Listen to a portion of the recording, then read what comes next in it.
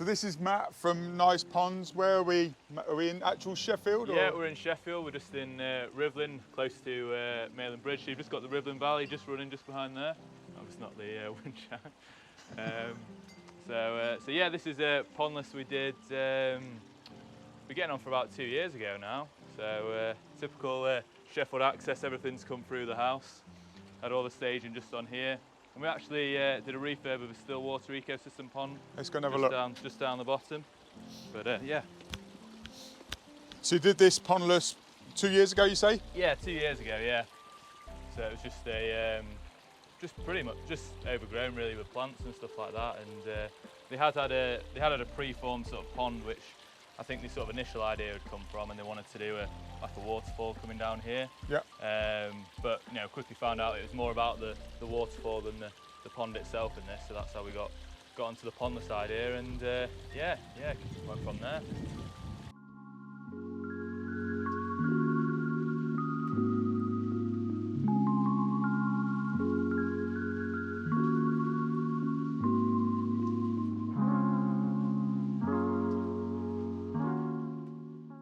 So also what we've got in this garden is we've got a still water wildlife pond. You say it's ready for a drain and clean? Yeah. This will be we'll be looking to do this probably in the coming into the spring. It does get quite a lot of leaf fall. We actually had an existing pond here that you know, the liner had gone. So we actually came and got both projects and done it at the same time. So yeah, it was a good opportunity for my lad Joe to. I just left him to it with this one, so it was good one for him to get some experience on while I cracked on with the pondless up there. So but yeah, no, with a nice tidy up. It's the wildlife's all moved in, so yeah, it should look really nice come spring when we've given it a good spring clean. Right, brilliant. So yeah, I'm Matt Nice. I run Nice Ponds.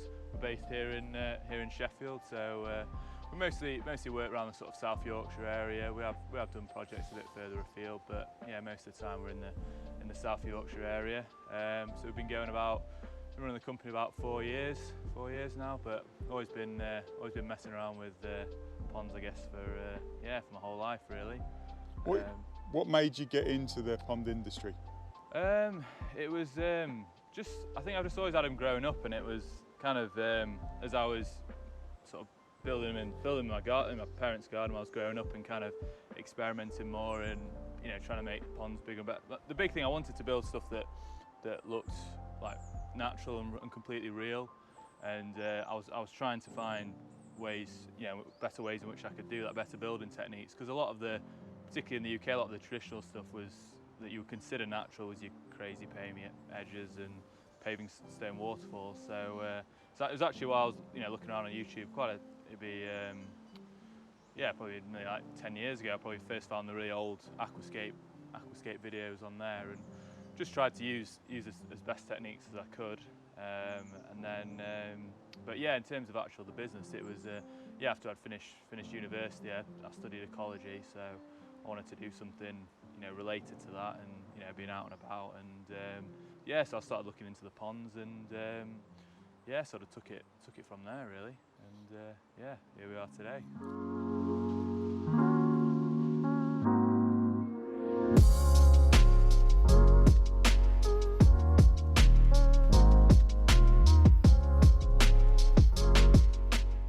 So here's another stop. So what have we got here?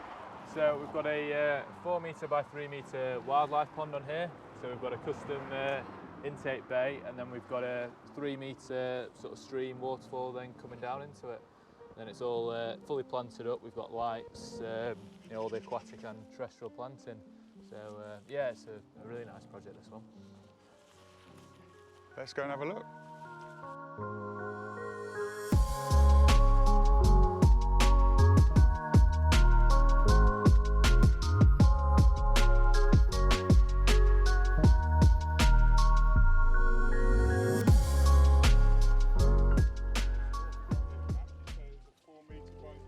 Yeah, it's about 4 metres by 3 of the pond, and then we've got the custom intake bay onto here, so you can sort of see that working away. So that's just skimming over the surface and drawing things into there. But with it being a sort of dedicated wildlife pond, it's a bit less aggressive than the skimmers we put on the fish ponds.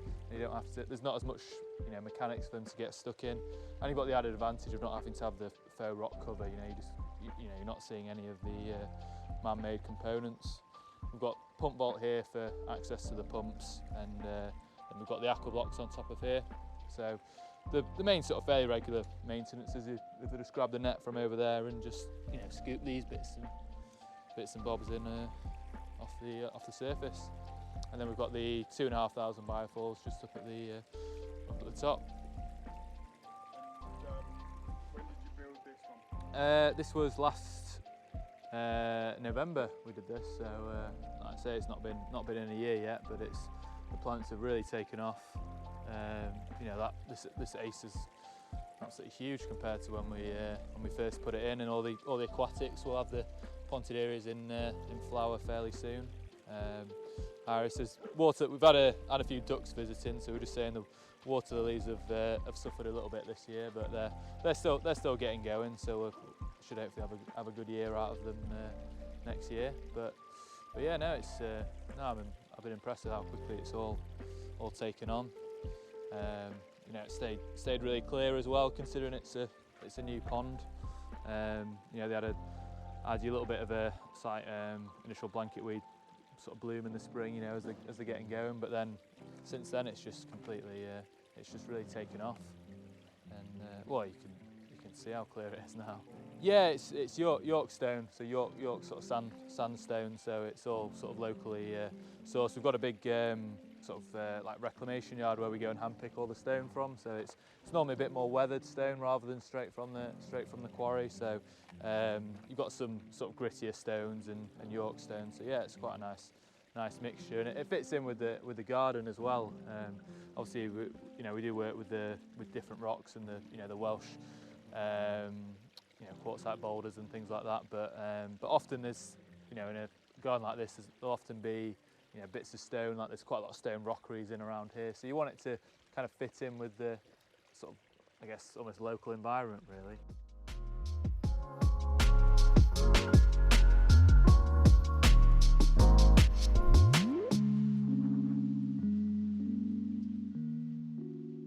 And also the way the stream comes around the bend, because if we'd sort of put it directly there, it would just look like it's just popping up out of the lawn, really. So I wanted it to come round the bend, so when you're down here you can't see where it starts, and it just looks like it's just coming up out of there. And once, like I've said before, once that all grows in, then you'll kind of completely conceal where the water starts, which is always something I aim to do if we can. I'm not a fan of it just something just popping up in the middle of the garden, because obviously that would wouldn't happen in nature. What was here before? Just lawn. Lawn? Yeah. Okay. Well, just a continuation of the lawn up to, I think it was probably a lawn right up to here, right up to the patio, and yeah, right up to there. So, I knew from the start it needed to be a reasonable size feature to fill the space, and I think it does. With all the plants and stuff, it fills the space out nicely. It doesn't feel lost, and yeah, perfect time for the rain.